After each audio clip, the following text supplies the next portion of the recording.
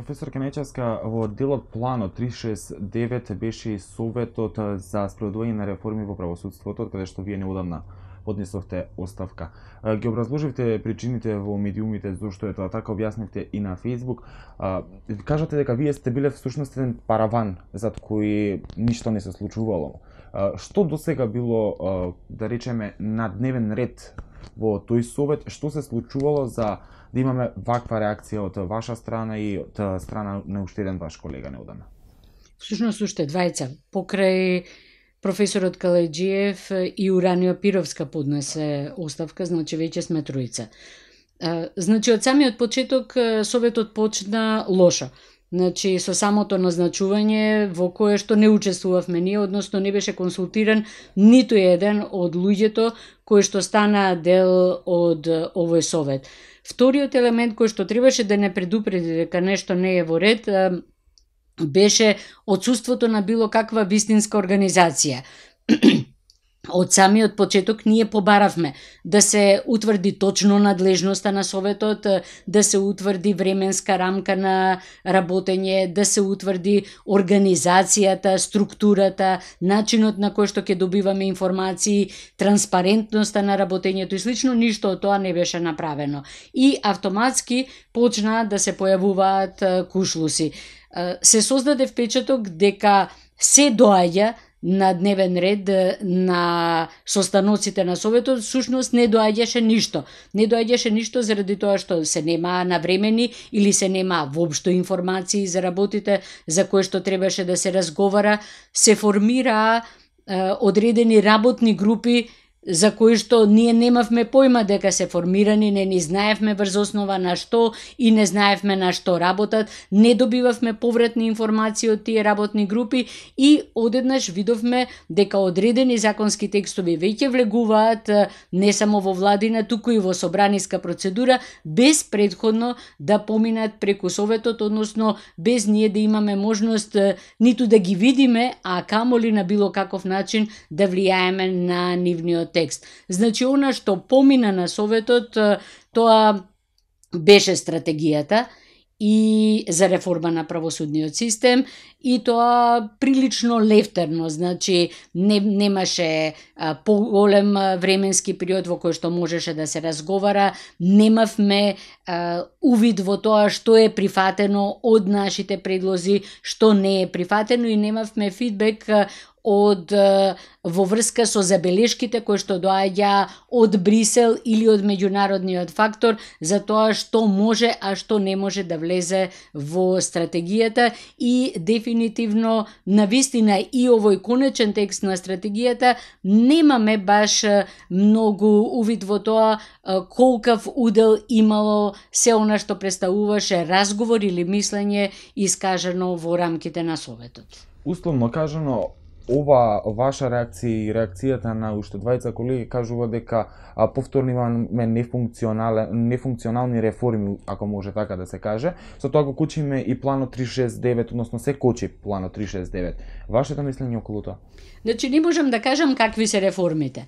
Едноставно можам да кажам дека овој совет како тело формално постои, како и многу други работи во нашава држава, и имаме привид дека навистина експертите и оние кои што се стручни во одредена област имаат можност да бидат дел од реформирањето, меѓутоа фактички не се. Реформите се случуваат на некое друго место. За да можам да кажам какви се, што се случува и што е последицата од она што се прави таму, односно какви се измените во законите, треба да ги видам. Јас како член на советот не сум можела да ги видам, допрва ќе ги гледам веќе кога се ставени во собраниска процедура. Значи, може би се добри, може би се лоши, меѓутоа советот нема никаков удел во нивното структурирање. Има ли воопшто потреба да функционира овој совет кога веќе нема никаква улога? Па, освен за залажување на граѓаните, дека одреден број неизвикани имиња и на експерти кои што се препознаени како стручњаци во својата област се вклучени во реформите, јас не гледам навистина никаков друг удел на овој совет во реформирањето на правосудниот систем. Она што мене многу ме загрижува е фактот дека повторно реформата на правосудниот систем станува премногу политичка, односно политичкиот фактор е оној кој што го има главниот збор во реформирањето на област во која што би требало главниот збор да го имаат сепак оние кои што се бават со правната материја. Значи, да, политичкиот фактор треба да ја даде насоката. Треба да го искаже мислењето што е она што како резултат, како цел се сака да се постигне. Меѓутоа, самото реформирање, самото структурирање на законите и самото градење на целиот правосуден систем и поставувањето негово на здрави правни нозе, тоест ногарки, би требало да биде направено од правниците и тоа со примена на многу ригидни правни правила, процедури и критериуми, што во случајов го нема. Значи, на некој начин вие сте злоупотребени, а советот не треба да постои, ако веќе функционира на овој начин. Па, постои чувството дека сме изиграни на некаков начин. Не би рекла злоупотребени, значи заради тоа што немаме никаков удел, значи не сме учествувале, значи само е употребено нашето име да се создаде привид дека навистина зад реформите стојат независни стручњаци и експерти. Што мислите, дали има некој чекор напред во однос на претходната власт и правосудниот систем и судскиот систем воопшто во тоа време, да речеме пред година и пол-две, од тоа што е сега? Имаме ли направено барем чекор напред, бидејќи како што велите и вие, се уште имаме политички фактор во правосудството и судството, а пак експертите пак остануваат некако настрана? Не сум сигурна навистина што е полошо. Значи, претходната власт многу јасно кажа дека не сака да го случи ниту стручното, ниту експертското мислење, дека едноставно не им е гајле за луѓето од филата, туку дека тие си прават решенија врз основа на она што представува нивна политичка замисла.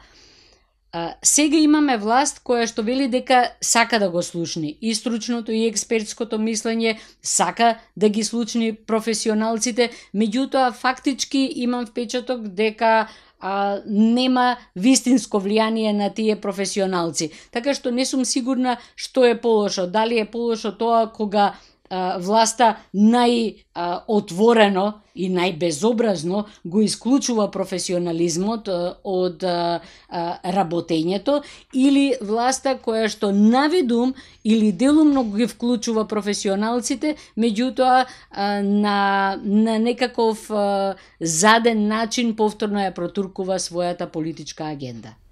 Од синоќа всушност премиерот е назначен за председател на Советот за следење на имплементација на стратегијата во правосудството. Дали очекувате дека премиерот, по вокација економист, дел од владата, треба да раководи со ова ново тело и кој е воопшто потребата од постоење на вакво тело, повторно формирање на ново кое треба да започне од идниот месец? Значи, во некоја смисла е добро да има формирање на стручни професионални тела кои што формално ќе бидат под владата или во кои што формално ќе учествуваат високи функционери од власта, па дури и премиерот.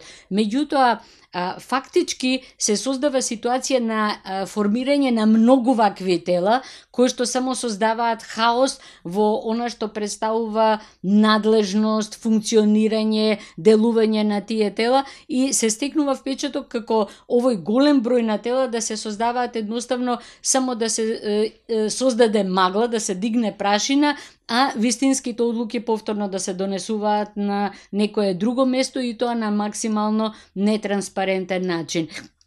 Се извинувам, така што од една страна е добро да постои некое такво тело, е добро премиерот независно што е економист и слично, меѓутоа по својата функција да покаже дека е навистина решен нешто да се направи во оваа област, меѓутоа постоењето на различни тела без без јасно разграничување на нивните надлежности создава само хаос во кој што се губи смислата на правното делување.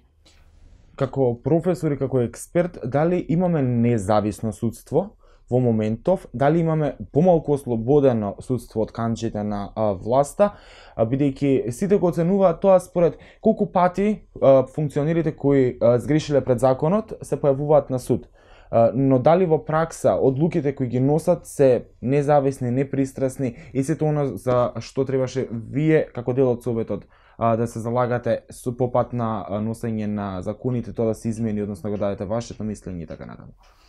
После многу години на градење на зависно судство, после многу години на корумпирање на судството, после многу години на градење систем во кој што судиите се марионети на политичката власт, многу е тешко да се очекува преку ноќ да се направи промена. Значи, било да се направи промена во она што представуваат правила на играта, било да се направи промена во она што представува свест на судиите и начин на делување на судиите.